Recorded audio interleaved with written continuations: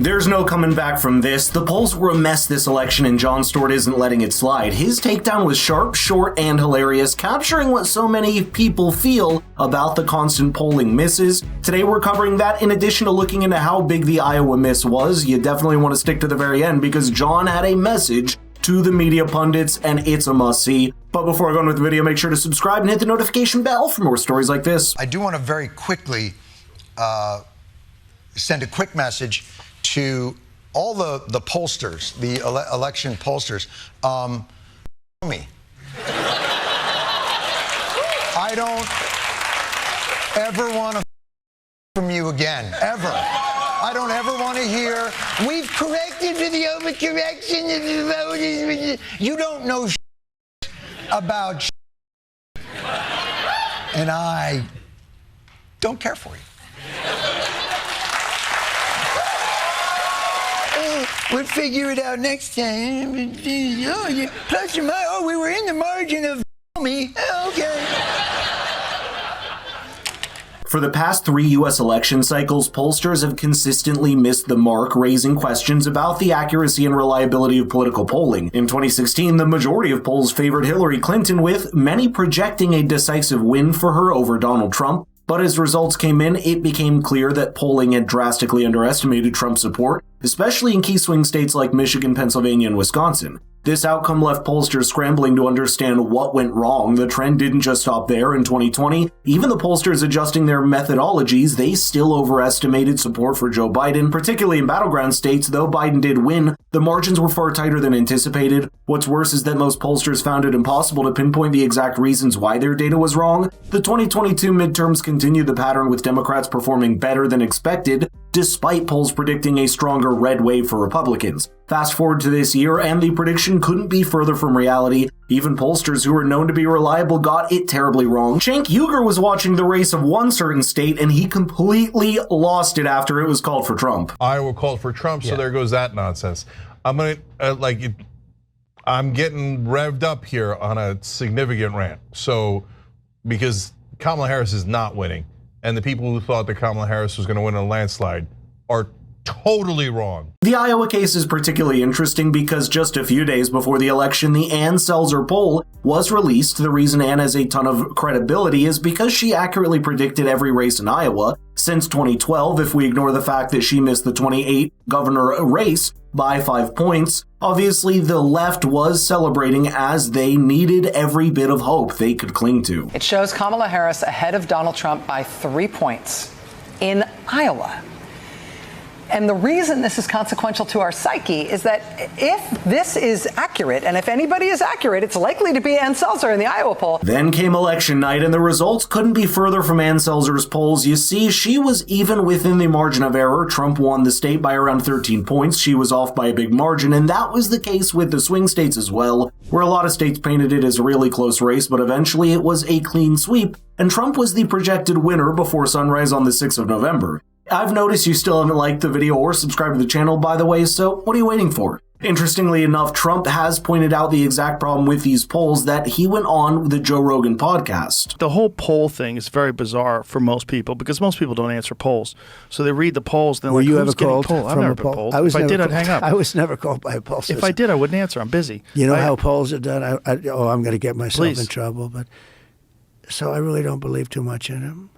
So, well, 2016 taught a lot of people about the ineffective. Well, they were very ineffective. Polls. But I have a theory. These pollsters, they charge you a lot of money too. They charge you $500,000 to do some stupid poll, and they interview like 251 people.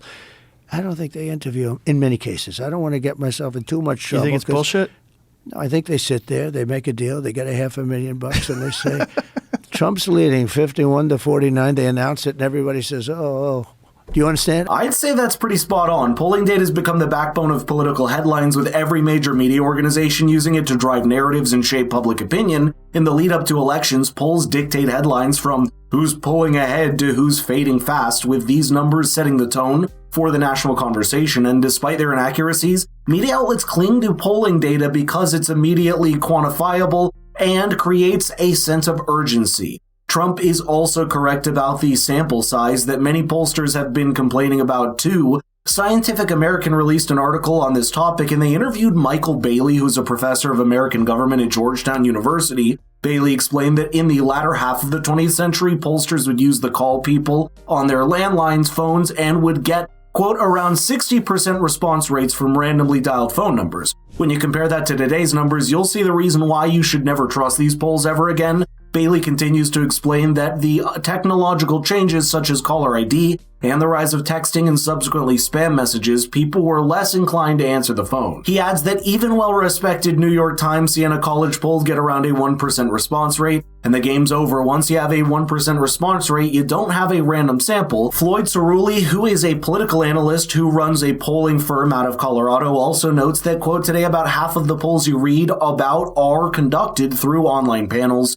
Some of them are opt-in panels where we reward people for joining, that is through a small monetary reward. Other panels, the best ones, actually survey people and get them to join the panel. I think this reveals a troubling trend, and if these companies want to stay in business, they should be thinking about their methods. Going back to Jon Stewart, the man spared no one, and he lashed out at political pundits in a very funny way. And I just want to point out, just as a matter of perspective, that the lessons that our pundits take away from these results, that they will pronounce with certainty, will be wrong. And we have to remember that. If you're in 2008, when Barack Obama won, there's no question that this is the beginning, the first election of the future, really. And I think we are moving towards a post-racial America. Yeah, that lasted a day. And then, of course, in 2012, Obama won again. And the lesson was, the GOP needs to send a powerful signal to Hispanic voters that the party respects them. that was the lesson they learned after that victory. And they were certain of it. And send a powerful signal to the Hispanic community, the GOP did. When Mexico sends its people, they're bringing drugs, they're bringing crime, which apparently was the winning message. And that taught Democrats in 2016 what? Maybe what the Democrats will be looking for is somebody with some inside experience, but who's a generation younger. It's obviously going to be younger. It's going to be from a new generation. Need I say it? It's a great honor and humility. I accept this nomination. And that turned out to be a winning message again, which led to an insurrection. And the lesson from that was, when Donald Trump leaves office on Wednesday morning, he will leave Washington a pariah. Donald Trump will never be allowed to set foot in the Capitol again. Never. Ever.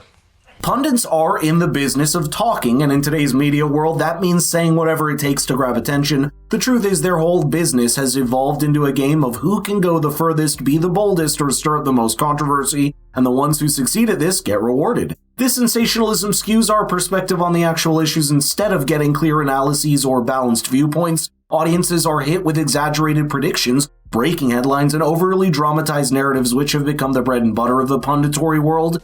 Don't get me wrong, they have their place, but in a world where going viral is prioritized over genuine insight, their value is more about entertainment than enlightenment. So next time a pundit starts on another outrageous monologue, ask yourself, is this really adding to the conversation or just the noise? But apart from that, I'd love to know your thoughts on this, so let's get the conversation rolling in the comments down below. Oh, and by the way, if you want your friends to be just as informed as you are, make sure to send them the video. Please like and share. See you next time.